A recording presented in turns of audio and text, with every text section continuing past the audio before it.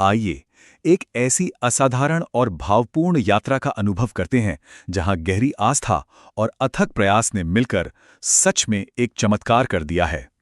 सोचिए, एक आम सा दिखने वाला रेलवे स्टेशन अचानक एक भव्य तीर्थ में कैसे बदल सकता है।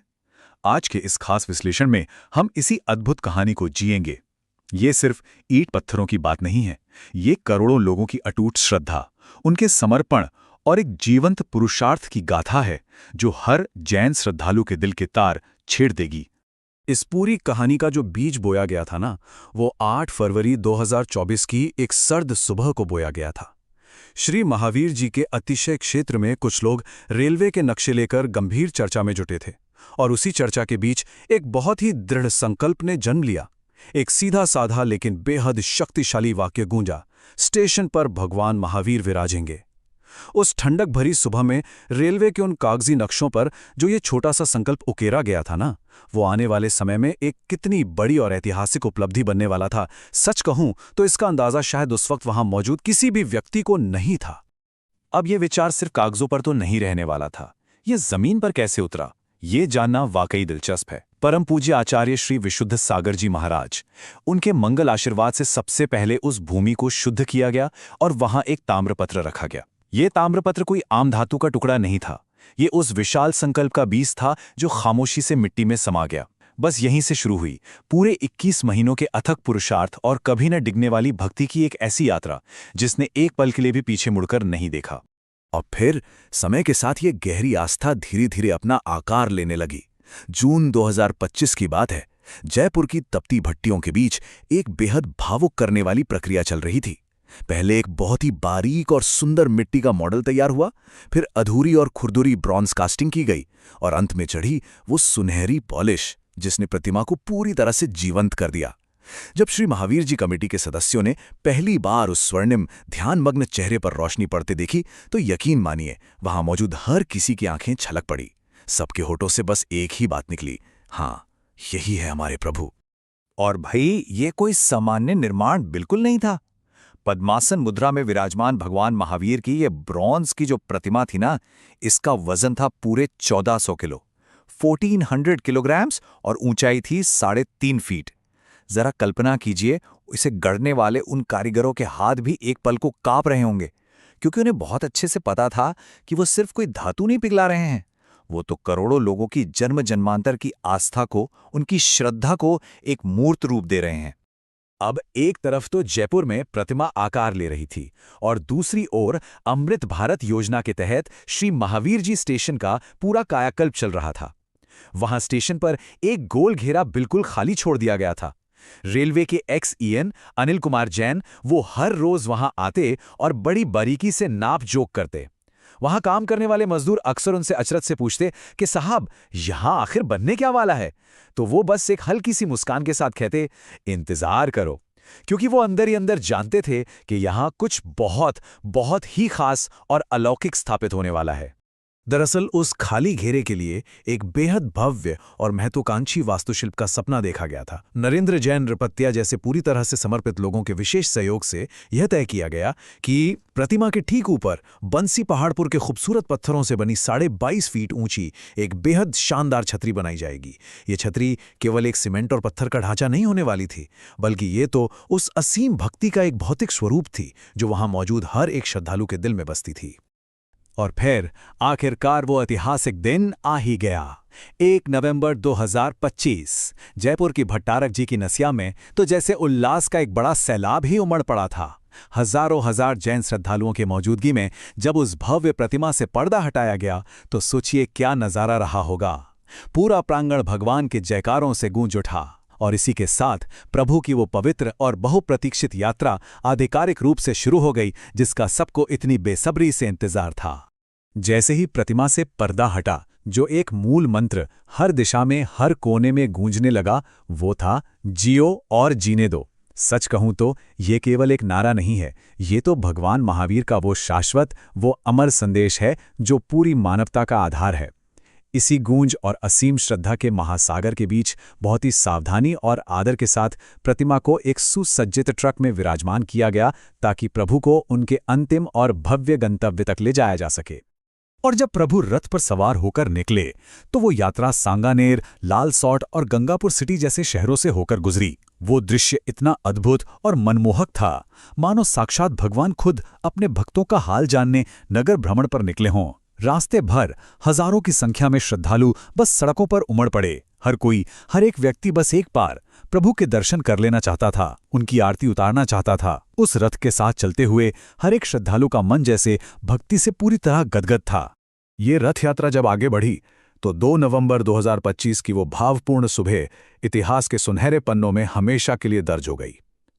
श्री महावीर जी पहुंचने के बाद सबसे पहले प्राचीन मंदिर में चांदनपुर वाले बाबा के दरबार में हाजिरी लगाई गई। वहां श्रीफल चढ़ाकर भगवान को नए स्थान पर विराजमान करने के लिए साक्षात भगवान से ही आशीर्वाद और अनुमति मांगी गई। जरा सोचिए, ये प्राचीन और नई आस्था का एक कितना खूबसूरत, कितना मार्मिक मिलन था। दरबार से अनुमति मिलने के बाद मंदिर प्रांगण से लेकर रेलवे स्टेशन तक की जो वो अंतिम यात्रा थी ना, सच कहूं तो उसे शब्दों में पिरोना लगभग नामुमकिन है। वो कोई आम जुलूस नहीं था, वो एक ऐसा अलौकिक उत्सव था जहां हर कोई बस भक्ति में मग्न होकर खुशी से झूम रहा था। ढोल नगाड़ों की थाप, नृत्य करते हुए श्रद्धालु और रास्ते भर पूरे उत्साह से षणमोकार मंत्र का जाप करते हुए छोटे छोटे बच्चे।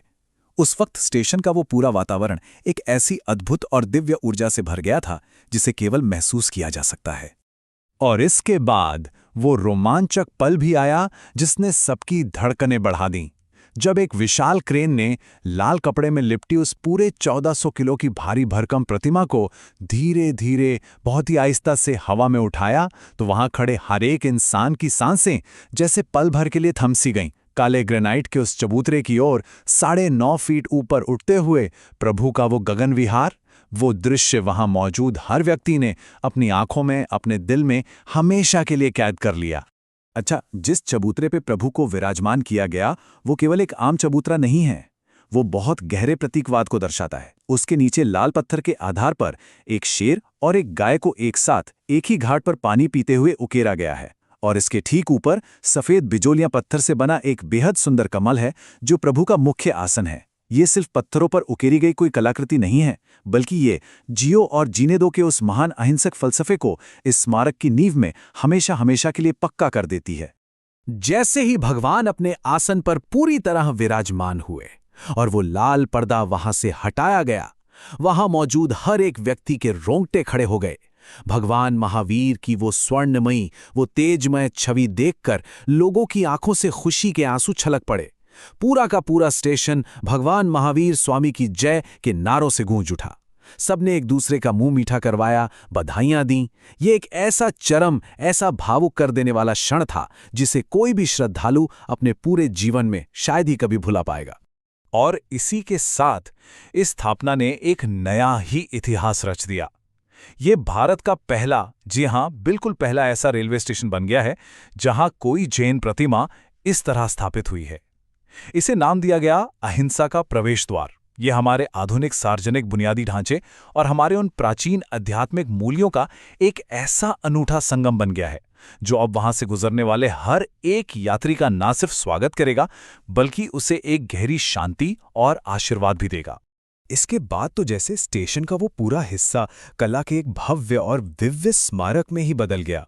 बंसी पहाड़पुर के खूबसूरत पत्थरों से बनी वो 22.5 फीट की छतरी, वो बारीक नक्काशी वाले पिलर, यक्ष यक्षिणी की सुंदर आकृतियां, स्वस्तिक और मंगल कलश, और सुरक्षा के लिए लगाया गया टफिन ग्लास और स्टील की रेलिंग जिस पर अहिंसा परमो धर्म और जियो और जीने दो जैसे पवित्र मंत्र बहुत ही सुंदरता से उकेरे गए हैं।